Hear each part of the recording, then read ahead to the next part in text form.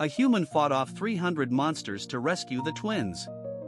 Their mother's reward was worth every scar. Commander Stephen Rice adjusted his snug gray composite armor, its silver accents shimmering under the glow of the alien ship's corridor. Standing at 6'4" with broad shoulders and a frame shaped by years of special forces training, he looked commanding even among the tall, graceful Virillions. His dark chestnut hair, cut short but with a rebellious tuft that refused to lie flat, paired with his deep brown eyes which scanned the alien vessel with seasoned alertness. "Commander Rice, a High Counselor will see you now," announced Terrace, his Virillion liaison, her turquoise skin shining softly under the ambient light. Stephen nodded, straightening his posture. "Let's not keep her waiting." This diplomatic run was supposed to be straightforward, establishing trade between Earth's interstellar coalition and the Virillion Trade Confederation. As Earth's military envoy, his job was to project strength and remain quiet while the politicians handled the negotiations. The grand chamber doors slid open, revealing a vast room with panoramic viewports that displayed the stars beyond. High Counselor Adara Nixon stood at the center, her presence commanding immediate notice. Her snow-white hair flowed in lush waves down to her waist, a striking contrast to her soft turquoise skin that seemed to glow with an inner radiance. Her large amethyst eyes briefly studied Stephen with clear curiosity. "Commander Rice," she greeted, her voice melodic yet firm. "Earth sends its warriors even when peace is the goal." "Very human of you," Stephen replied with a slight bow. "High Counselor, we believe that strength often serves best when it's not immediately displayed." A faint smile curled her lips. "An intriguing outlook." She pointed to two small figures, partially concealed by her ornate lilac gown. "My daughters, Lena and Fina." The twin girls, no older than 8 by human standards, looked at Stephen with identical amethyst eyes.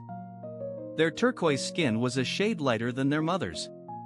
They wore matching silver dresses that complemented her sophisticated attire. "It's a pleasure to meet you both," Stephen said gently, kneeling to their level. The diplomatic talks commenced, and Stephen moved to stand quietly near the wall, watching. The Virillion guards regarded him cautiously. Unknown vessels approaching. An urgent voice crackled over the intercom. Stephen's hand instinctively moved toward his sidearm. The viewports darkened as emergency protocols kicked in, but not before he caught sight of several jagged, insectoid ships closing in. Dravex raiders hissed at one of the Virillion guards, his face draining of color. High Counselor Adara quickly moved to her daughters. "Secure the diplomatic wing," she commanded. The ship shook violently as the first impact struck. Lights flickered and the chamber was plunged into darkness for a moment before emergency systems took over. "We need to get out of here," Stephen said firmly to the High Counselor. "These chambers are too exposed." Before she could reply, the far wall burst inward. Through the breach, a swarm of chitinous creatures with multiple limbs and clicking mandibles spilled in Dravex boarding parties. Chaos erupted. The Virillion guards formed a protective circle around their High Counselor, but they were quickly overwhelmed. Stephen drew his pulse pistol and fired, taking down 3 raiders with carefully aimed shots to what he hoped were vital spots. Commander Adara shouted, her voice calm despite the chaos around her. The escape pods were on Deck 7. Stephen pushed through to reach her, but another blast separated them. Through the smoke and debris, he spotted the twins, hunched together and terrified, right in the path of the advancing raiders. Without hesitating, he charged ahead, firing as he moved. Reaching the girls, he scooped them up, one under each arm. "Hold on tight," he ordered, scanning for an escape route blocked by falling debris. The closest alternative was a maintenance shaft. Kicking open the panel, he pushed the twins inside and followed, sealing the hatch behind them just as claws scraped against the outside. "Your mother said the escape pods are on Deck 7, he told the wide-eyed twins. "Can you show me the way?" The one with a small birthmark near her left eye. Lena, he thought, nodded shakily. They crawled through the tight tunnels, the sounds of battle echoing all around. Sometimes, Stephen had to break through. "Stay behind me," Stephen instructed, drawing his backup weapon, a compact but deadly energy blade that extended into a full sword with the press of a button. They encountered 3 more Dravex before reaching the escape pod bay. Stephen dispatched them efficiently, his blade slicing through their exoskeletons with practiced precision. "In here," he said, ushering the twins into the nearest pod. As the door sealed, the ship rocked with another massive explosion. "Warning, navigational systems compromised," announced the pod's AI. "Emergency protocols engaged." The pod ejected violently, tumbling away from the embattled Virillion vessel. Through the viewport, Stephen watched as several other pods launched, streaking away in different directions. "Can we contact the other pods?" he asked the AI. "Negative, communications array damaged during launch." Stephen checked the navigational display. They were heading toward a nearby planet, uninhabited, according to the limited data available. "Is that planet safe?" Lena asked, her voice small. Stephen looked at the twins. Their faces pinched with fear but trying to be brave. He forced a reassuring smile. "Don't worry, I'll keep you safe until we can contact your mother." The pod shuddered as it entered the planet's atmosphere. Warning systems blared about the heat shield's breach. Stephen fastened the twins into their crash harnesses and prepared himself. "Hold tight," he said as the ground rushed toward them. The crash was brutal, jerking Stephen against his restraints before darkness took hold. When he woke up, a pounding headache and the metallic taste of blood filled his mouth. The inside of the escape pod was bathed in the ominous red glow of emergency lights. Systems beeped irregularly, flashing damage alerts and environmental warnings. A small voice called out, "Commander Rice." Lena and Fina curled together in their seats, eyes wide with fear but unharmed physically. "I'm fine," he told them, loosening his harness and grimacing at the sharp pain in his ribs. "Probably cracked, but he'd dealt with worse." "Are you both okay?" They nodded together, their white hair bouncing with the movement. Stephen checked the pod's systems. Life support was working, but communications were down. The navigation display indicated they had crash-landed in a thick jungle area of the unknown planet. According to the atmospheric sensors, the air was breathable, at least for him. "Not sure about Virillion biology. Can you breathe the air here?" he asked the twins. "Yes," Fina replied. The quieter of the two finding her voice, "Our environmental requirements are similar to yours." A heavy thud against the pod's hull made them all freeze. Something large was outside, investigating the crash. Through the viewport, Stephen caught a glimpse of scaled hide and gleaming teeth. "Looks like we've got company," he muttered, retrieving his energy blade and checking the charge on his pulse pistol. "Only 3 shots left, not good." Another impact rocked the pod harder this time. The viewport cracked slightly. "We need to move," Stephen decided. "This pod won't hold if those things decide to get serious." He quickly assessed their supplies. An emergency med kit, 2 days' worth of ration bars, compatible with both human and Virillion biology thankfully, a portable water purifier and a small toolkit. He packed everything into a compact survival bag. "Listen carefully," he told the twins, keeping his voice calm and authoritative. "When I open the hatch, stay right behind me. We're going to find somewhere more defensible before nightfall." The twins nodded. Their fear evident but controlled. Stephen was impressed by their composure. They couldn't be more than 8 or 9 in human years. "Ready?" He reached for the emergency release handle. "Ready?" They responded in unison. Stephen swung the hatch open and leapt out. The energy blade lit up, humming with deadly intent. 3 reptilian beings, each as tall as a small horse, with jagged teeth and whip-like tails, froze for a brief moment at his sudden appearance. "Move!" he yelled to the twins, who darted out behind him. The biggest one recovered fast and charged with surprising speed. Stephen sidestepped and swung his blade in a sharp arc, cutting off the creature's head. The other 2 circled warily, hissing and flaring colorful frills around their necks. "Back away slowly," Stephen urged the twins. Toward those rocks, about 50 meters off, a cluster of boulders offered a possible refuge. They moved back cautiously, Stephen staying between the predators and the kids. When one lunged, he met it with his blade, carving a deep gash across its snout. It reared back, retreating quickly. They reached the rocks just as more creatures emerged from the jungle, drawn by the commotion and the scent of blood. Stephen helped the twins climb higher onto the rocks and took a defensive stance at the only clear approach. "Stay up there," he ordered. Null, roll: assistant. He took out one last attacker, then moved back toward the cave opening, keeping his sword ready. Just as he reached the mouth of the cave, a massive form burst out from the trees. A titan with armor plating and a gaping maw big enough to swallow him whole. Stephen shoved himself through the entrance just as the beast charged. It struck the rocks with a deafening crash, unable to follow, but its eyes stayed fixed on its prey. Its huge claws scraped at the entrance, too bulky to reach inside. Inside the cave, the twins had found a small nook away from the entrance. Stephen slumped against the wall opposite them, finally feeling the full weight of his injuries. "You're hurt," Lena said, concern clear in her voice. "I'll be fine," he replied, though the pain was overwhelming. He searched the survival bag for the med kit.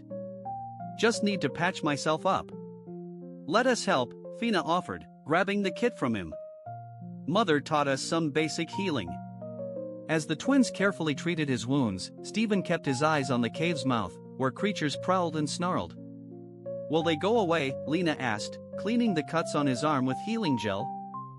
Finally, Stephen responded once they realized they couldn't reach us. "You killed so many," Fina whispered softly. "I've never seen anyone fight like that." Stephen managed a weary smile. "Just doing my job, keeping you safe until help arrives." Lena asked quietly, "Do you think Mother made it?" Stephen regarded her thoughtfully. "Your mother strikes me as a survivor," he replied confidently. "I'm sure she's searching for you now." Just then, a distant sound drew their attention, not the growl of predators, but the distinctive hum of engines. Stephen's eyes lit up. "That could be a rescue ship," he said, hope flickering within him. Fina hesitated. "Or more Drevex," she warned. Stephen nodded grimly. "We'll stay here until morning. If it's rescue, they'll use scanners to find the pod. If it's Drevex..." He left the thought unspoken but clenched his grip around his energy blade tighter. Having fought off the planet's beasts, he was ready to defend against the Drevex if needed. As darkness fell, the twins eventually dozed off, curled together for warmth. Stephen stayed alert, blade in hand, determined nothing would hurt these children on his watch. Dawn came over the alien terrain, casting faint light through the cave entrance. Stephen hadn't slept, keeping watch all night. The twins had curled up together, finding comfort and rest despite the occasional distant roars outside. As the first morning light seeped further into the cave, Stephen heard a new sound, the unmistakable whine of repulsor engines, much closer than before. He gently shook the twins awake. "Someone's landed nearby," he whispered, "stay quiet until we figure out who it is." They nodded instantly, wide-eyed. Stephen moved to the cave entrance, his energy blade in hand. The jungle had gone unnaturally quiet, probably the predators retreating from the mechanical intruder. Through the narrow gap, he saw armored figures moving through the underbrush, their sleek, iridescent armor, their Virillion design, shining in the dim light. Leading them was a figure that made his breath catch. High Counselor Adara Nixie, herself, her white hair neatly braided, wearing combat armor that somehow highlighted her curves instead of hiding them. Virillion Rescue Team, he announced to the twins, who immediately scrambled toward the entrance. "Mother," they called out in unison, their voices echoing through the jungle.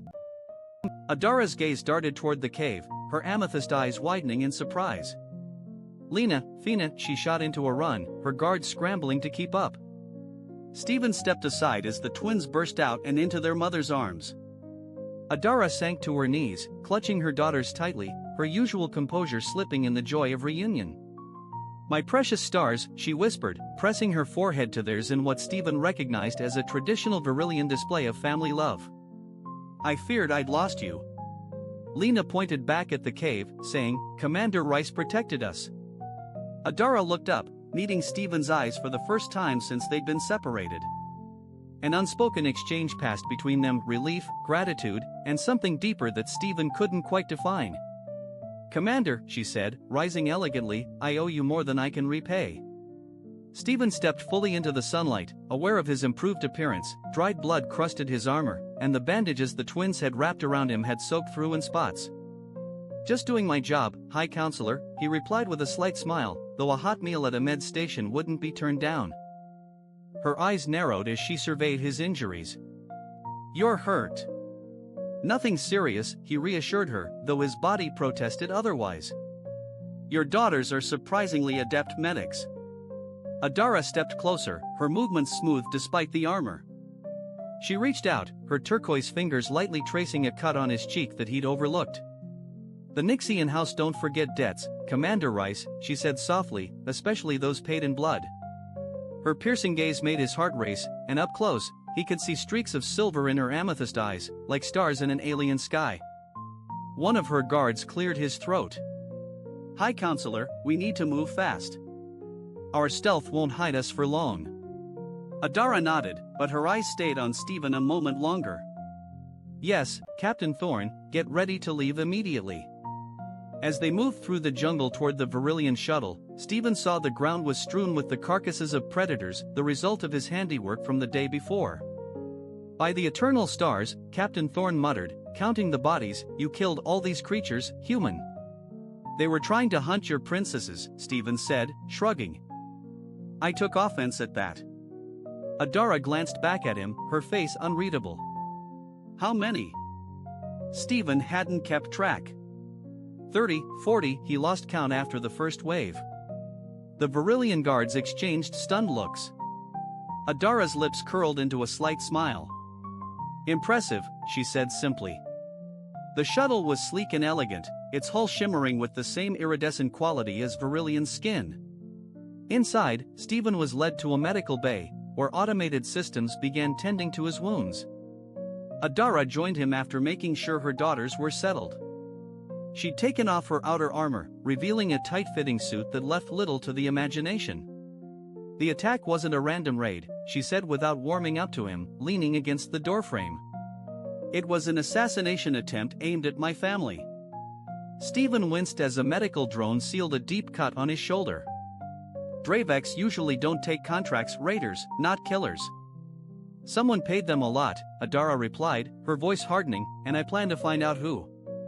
"Political enemies?" She moved closer, inspecting the drone's work. "As head of the Nixon Trade House and a member of the High Council, I've made plenty." The medical drone completed its task and withdrew. Stephen rolled his shoulder, testing the repair flawless as expected from advanced Virillion technology. "Your daughters mentioned your husband died recently," he said softly. "I'm sorry for your loss." A shadow flickered across her face. "Kalen died in the House Wars 2 cycles ago. He was a kind man. And a good father, judging by your daughters," her expression often showed. "Yes, they are his legacy." She paused, studying Stephen with renewed curiosity. "Do you have children, Commander?" "No," he replied. "Military life leaves little room for family." "Still, you risked everything for children who aren't your own," she observed. "That says a lot about your character." Before Stephen could reply, the ship's intercom crackled to life. "High Counselors are nearing the jump point, stealth systems at maximum, but Dravic's signatures are still detected in the sector." Adara straightened. "I should head back to the bridge." "Rest, Commander, we'll talk more once we're safely away." As she turned to leave, Stephen gently caught her wrist. The contact sent an unexpected jolt through him.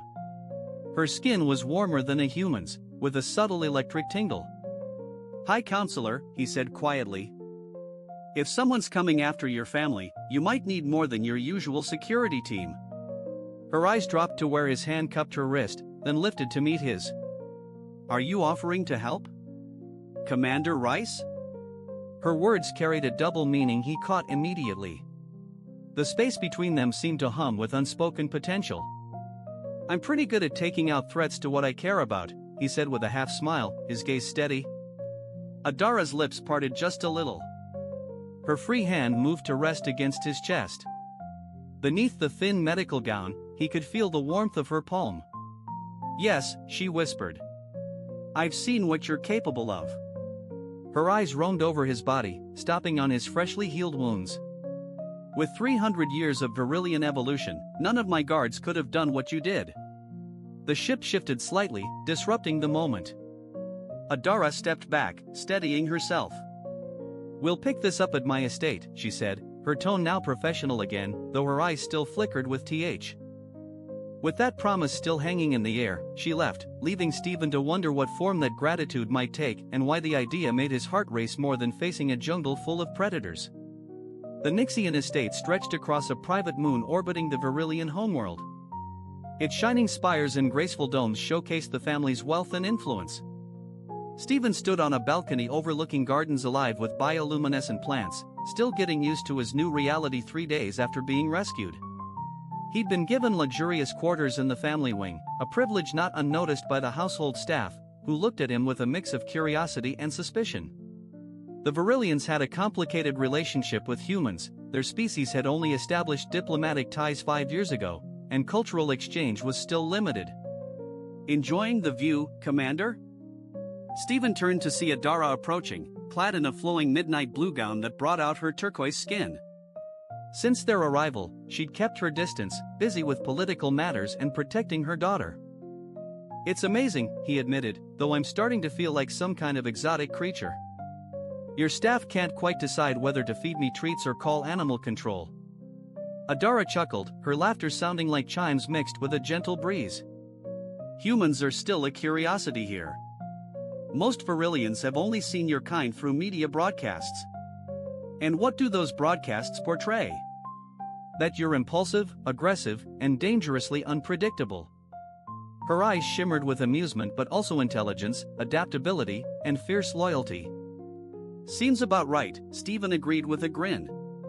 Adara moved closer, resting her hands on the balcony rail beside him.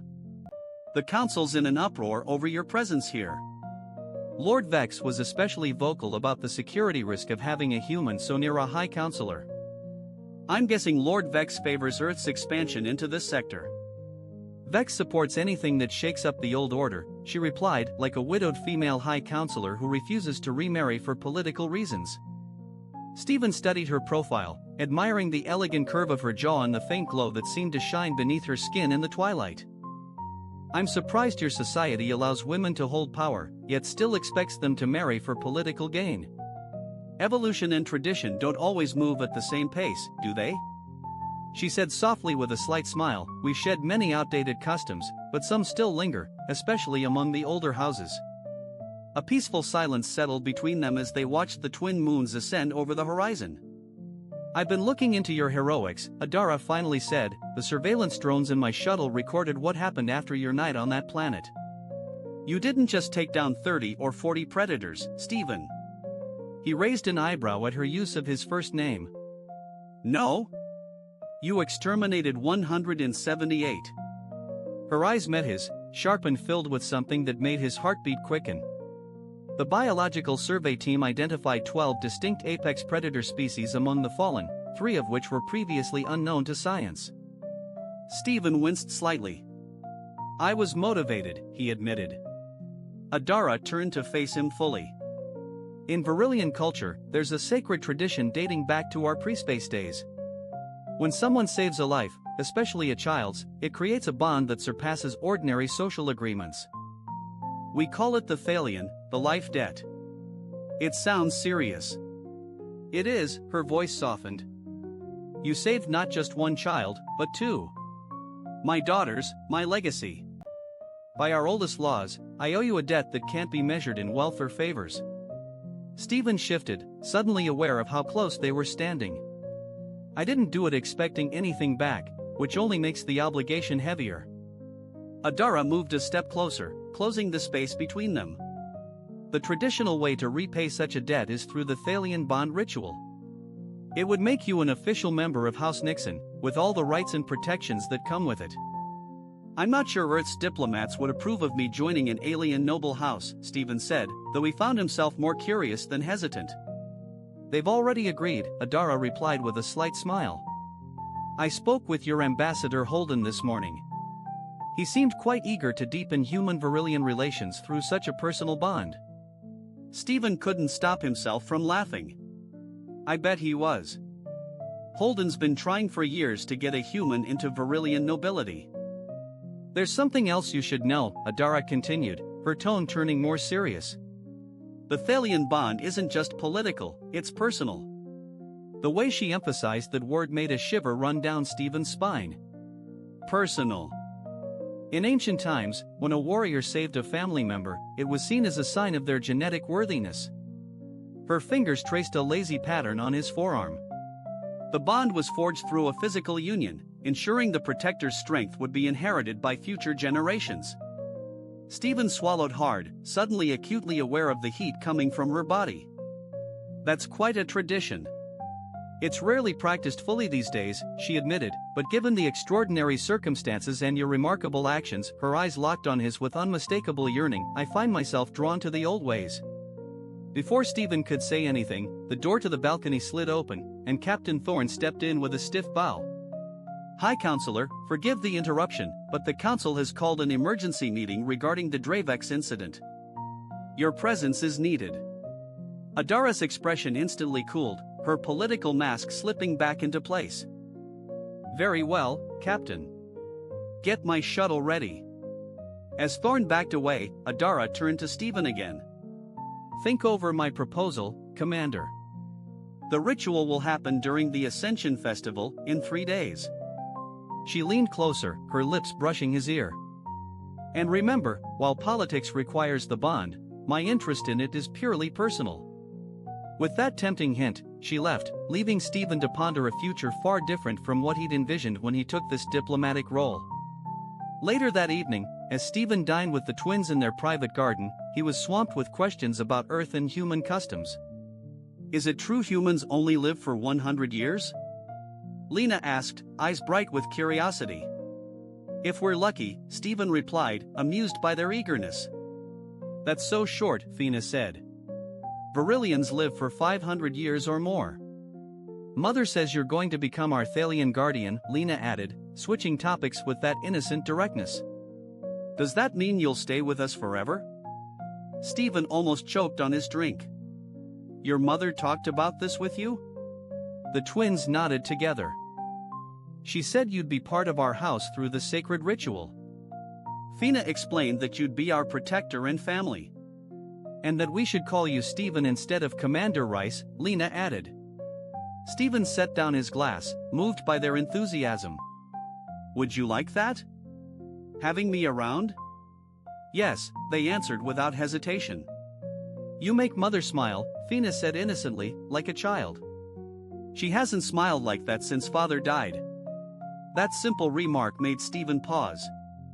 He hadn't thought about how his presence might be affecting Adara beyond the political and physical attraction. The idea that he might be helping her heal from her loss added a new layer to their connection he hadn't expected. As the twins kept firing questions about Earth customs and human biology, Stephen found himself warming to the idea of the Thalian bond. Not just for the political edge or Adara's personal wish, but for the chance to belong somewhere real, to be part of a family, to find a purpose beyond just the next mission.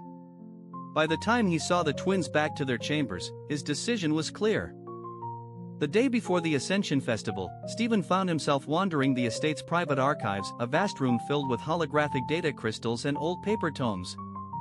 He'd asked for access, claiming he wanted to learn more about Virillion culture before the bonding ceremony. But honestly, something had been bothering him since his talk with Captain Thorne that morning. Thorne had mentioned, in a tone uncharacteristically hesitant for the usually stoic officer, I served Lord Kalen loyally for 15 years before he died.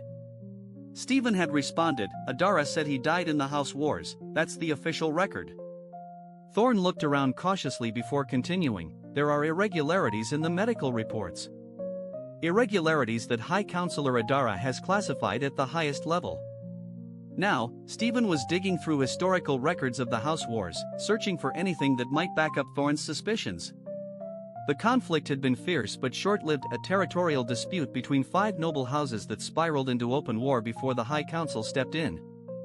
Lord Kalen Nexian led his house's forces in person, dying bravely in the final battle against Housefax, at least, that's the official story. Finding everything he needed, Commander? Stephen turned around to see Merrick, Adara's chief advisor, watching him with thinly veiled suspicion. The older Virillion man had made his disapproval of Stephen's presence in the household pretty clear.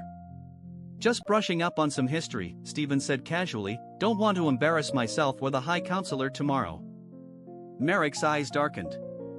"The Thalian bond is sacred to our people, Commander. It's not a political tool to be used by outsiders." "I have nothing but respect for your traditions," Stephen assured him, keeping his voice diplomatic despite the clear hostility. "See that you do." Merrick turned to leave, then hesitated. Lord Kalen was a great man, irreplaceable, some might say. The unspoken threat lingered. After Merrick was gone, Stephen refocused on his research with renewed resolve. 3 hours later, he found what he'd been searching for. A sealed medical file that his diplomatic override codes could just barely access. The contents confirmed Thorne's suspicions. Kalen Nexian hadn't fallen from battle wounds, he'd been poisoned with a neurotoxin that mimicked the effects of a Vex energy weapon.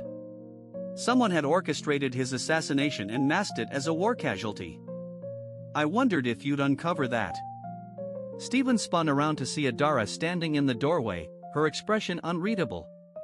She wore a simple silver dress that shimmered as she moved toward him. "You knew," he said, not a question but a statement. "Of course I knew," she sighed, sitting into a chair opposite him. "I ordered the investigation myself. Why keep it secret?" "Politics," she replied with a bitter twist of her mouth. "If I had publicly accused House Vex of assassination instead of legitimate warfare, it would have reignited the conflict. The council had just brokered peace, millions would have died in a renewed war," she explained. Stephen studied her face, searching for deception but only seeing old pain. "You sacrificed justice for your husband to prevent more bloodshed." "I sacrificed immediate justice," she corrected. "Not justice entirely. I've spent 2 years gathering evidence, forming alliances, strengthening my position on the council." It was then that Stephen realized. "The Thalian bond with me, it's part of your plan, isn't it? Having a human warrior tied to your house gives you an advantage." Adara's gaze flickered. "Don't assume you understand my motivations so easily, Stephen Rice. Yes, your role as Earth's military envoy provides political benefits. But if that was all I cared about, I could have chosen a dozen Virillion warriors." She stood and moved toward him with effortless grace, resting her hands on the armrests of his chair, effectively pinning him. The scent surrounding her, something like jasmine mixed with ozone, overwhelmed his senses. "I chose you because you proved your worth in the most primal way." Her voice lowered to a husky whisper. "You protected my children with a ferocity that even our top warriors would envy. You killed nearly 200 apex predators with only blades in sheer resolve." Her face was now inches from his, her amethyst eyes intense. "And yes, I find you physically compelling in ways I hadn't expected. The Thalian bonds serve multiple purposes, Stephen, just as they do for Kalen. My personal desire for you is another. Are these things mutually exclusive?" Stephen kept her gaze. "No, but I need to know what I'm stepping into. If we complete this bond, am I just a weapon targeting your husband's killers?" "You mean many things to me," she replied, her hand tracing the line of his jaw. "Weapon, yes, definitely, an ally, but also something I haven't allowed myself to want since Kalen died." The raw honesty in her voice struck him more than any political reasoning ever could. Stephen reached up, his fingers playing in her silky white hair. "Then I'm in," he said simply, fully. The tension between them sparked, and Adara moved closer. Their lips met in a kiss that began tender but quickly grew more intense, instinctual. Her skin radiated heat against his, that subtle electric feeling sharp and alive wherever they touched. "Null, roll :assistant. Null, roll :assistant." His blade sliced through the attacker's weapon, then through the armor beneath it. The final assailant grabbed Lena, using her as a shield. "Stand down or the child dies." Stephen froze, calculating angles and timing. The attacker's helmet concealed their face, but the voice was distinctly Virillion. "House Vex sends its regards, Adara," the attacker sneered. "Your human pet can't save you or your spawn." Stephen caught Lena's eye and gave an almost imperceptible nod. The girl remarkably understood. She went completely limp, dropping her weight suddenly. As the attacker adjusted their grip, Stephen threw his blade with perfect precision. It spun through the air and embedded itself in the narrow gap between the attacker's helmet and chestplate. As the attacker fell, Stephen rushed forward to catch Lena before she hit the ground. "Are you hurt?" he asked, checking her for injuries. "No," she replied, her voice steady despite the trauma. "I knew you'd save us." Fina ran to her mother, who embraced her fiercely while keeping her weapon trained on the doorway. "We need to move," Stephen said, lifting Lena into his arms. That was only the beginning. As if confirming his words, a deafening blast shook the far side of the estate. The Festival of Ascension had to be put on hold. The fight for House Nixon's survival had begun. "This way," Adara directed, leading them through a concealed tunnel behind an ornamental fountain. The panel slid shut behind them just as more blasts rocked the estate.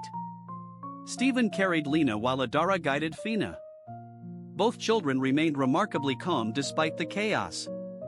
The tunnel slope was steep, lit by bioluminescent strips that flickered on as they passed. "Where are we headed?" Stephen asked, ducking under a low conduit. "The ancestral bunker," Adara replied. "It dates back to the pre-unification wars and is reinforced to survive orbital strikes." They stepped into a larger chamber where Captain Thorne was waiting with 4 guards, all bearing signs of recent battle. High Counselor Thorne saluted. "The situation's getting worse. House of X forces have broken through the inner perimeter, and we've pinpointed Lord Vex himself leading the charge." "Casualties?" Adara asked, her voice calm despite the chaos. 12 of our guards are confirmed dead. Many more are wounded. Household staff have been moved to the secondary shelters. Stephen gently set Lena down but kept her close. "What's Vex aiming for? Assassination or takeover?" "Both, I believe," Thorne answered with a grim tone. With the High Counselor and her entourage gone, Vex could stake a claim on the estate by ancient right of conquest. "Not while I'm alive," Stephen said simply. Thorne looked at him with newfound respect. "The human's fighting skill is remarkable. I reviewed the security footage from the Garden Pavilion, 3 top Vex assassins taken out in less than 12 seconds. Adara's lips formed a cold smile, and that was just a warm-up. She turned to Stephen. "The bunker is 2 levels below. Thorne and his men will escort the twins." "And us?" Stephen asked, already guessing her answer. "We're going to meet Lord Vex properly." Her eyes sparkled with icy fury. He arrived expecting to find a defenseless widow and her children. "Let's show him what happens when you threaten someone's chosen family." The twins clung to Stephen before heading out with Thorne. "You'll come back?" Lena asked softly, her small hand gripping his with surprising strength. "Count on it," he promised, squeezing gently. "Keep your sister safe until I return." Once the children were out of harm's way, Adara led Stephen through a hidden passage to an armory. She swapped her formal attire for combat armor that hugged her curves and offered real protection. "That's quite a look," Stephen said as he picked out his weapons, a new energy blade and a Virillion pulse rifle modified for a human grip. "We're a warrior culture behind this polished exterior," she replied, checking the charge on a sleek pistol. "My diplomatic robes conceal more than they show." Stephen shot her a pointed look that made her turquoise skin darken slightly. "Stay focused, Commander," she teased, eyes twinkling.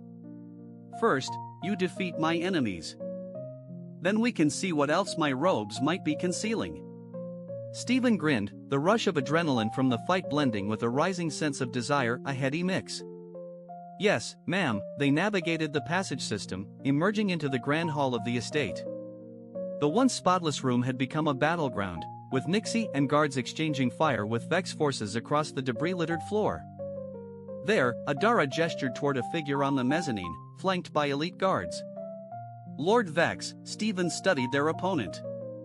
Lord Vex was tall even for a Virillion. His midnight blue skin and silver haircut in a strict military style, he wore elaborate battle armor that prioritized status over practicality. Stephen noted a weakness. I count 12 guards with him. Another 20 scattered around the hall. Stephen analyzed the situation odds. Poor, Adara replied with a predatory grin. They moved with synchronized precision, using the chaos of the fight as cover. Null, roll : assistant. 3 guards collapsed before they could even lift their weapons. 2 more fired blindly, their shots missing as Stephen rolled and quickly closed the gap inside their guard. His energy blade sliced through expensive armor as if it were paper. Adara was just as lethal. Her movements were elegant yet deadly as she dismantled threats with cold efficiency. In a burst of violence, they reached the mezzanine, leaving Vex's elite guard in ruins. Impossible, Vex gasped, retreating as Stephen moved toward him. No single warrior could. I've killed nearly 200 predators to protect her children, Stephen said steadily. What made you think I'd do any less? Vex drew his ceremonial sword, a real metal blade, Stephen noticed with surprise. Our duel will be remembered in house history for generations, Vex proclaimed. The day Lord Vex killed a human savage. Stephen turned off his energy blade and threw it down. Then let's make it fair. Null, roll : assistant. An elder Virillion woman in intricate robes stood at the entrance to the Grand Hall, flanked by council guards. Lord Vex, you stand accused of murder, conspiracy, and breaching the House War Accords. As the guards seized Vex, Adara stepped toward Stephen, her eyes shining with feelings too complex to name. You could have ended him, she murmured softly. Why didn't you? Because I'm more than just a weapon, Stephen replied, sheathing his knife, and neither are you simply a widow chasing revenge. We're better than that, together. The fire of battle still flickering in their veins found a new spark as Adara pulled him into a fierce kiss, ignoring the council members and guards watching. When they finally separated, both gasping for breath, she pressed her forehead to his in the traditional Virillion gesture of profound intimacy. The Thalian bond, she whispered, doesn't need a ceremony or festival, it's already between us. Then let's make it official, Stephen replied, his hand resting on her waist. After they checked on the twins, found safe in the bunker, the reunion was filled with tears of joy and relief. As the family embraced, Stephen sensed a change inside him, a feeling of belonging he'd never known before. Later that night, in Adara's chamber, miraculously untouched by the chaos, they sealed their bond in the most ancient, inhuman way.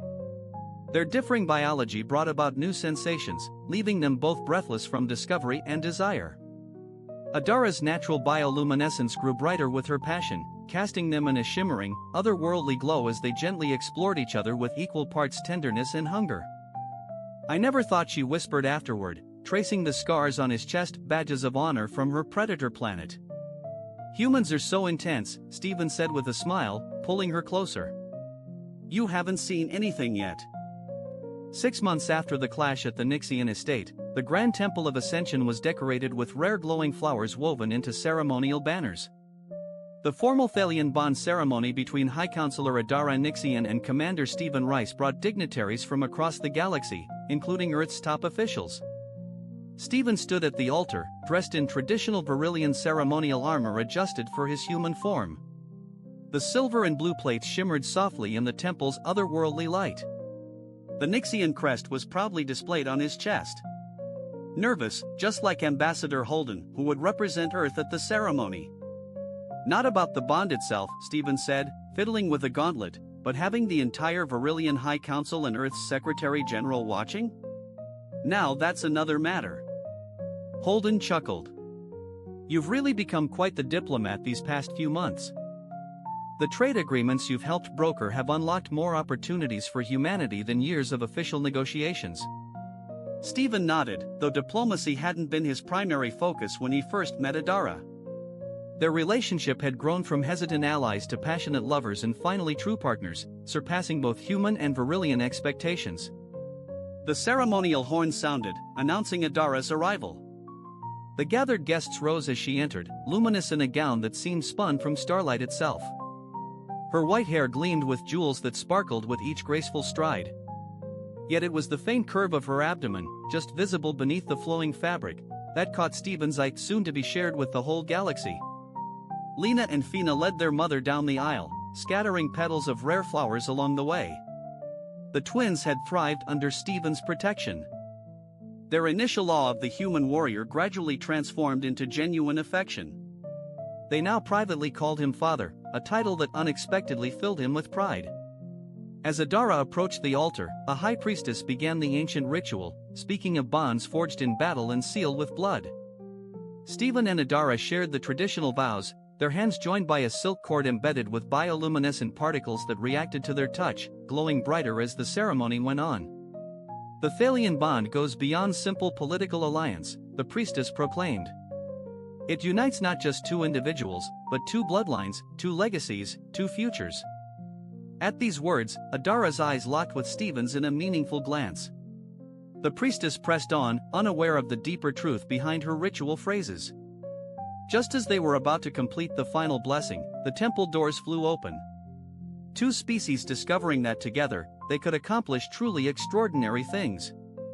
As little Kaelin Yan settled against his mother's chest, Stephen reflected on the journey that had brought him here, from a diplomatic mission gone awry, to a desperate night fighting alien predators, to becoming the consort of a high-ranking Virillion counselor and father to the galaxy's most unlikely child.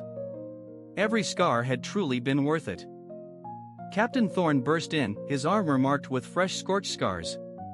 High Counselor, Commander, Lord Vex has escaped custody. A gasp rippled through the assembly. Vex had been awaiting trial in the Council's most secure facility, and escapes like this seemed impossible. He's heading toward the temple with mercenaries, Dravex raiders and hired guns from the outer systems. Stevens's hand instinctively went to the ceremonial sword at his hip, still functional despite its ornate look. "Are evacuation protocols in progress?"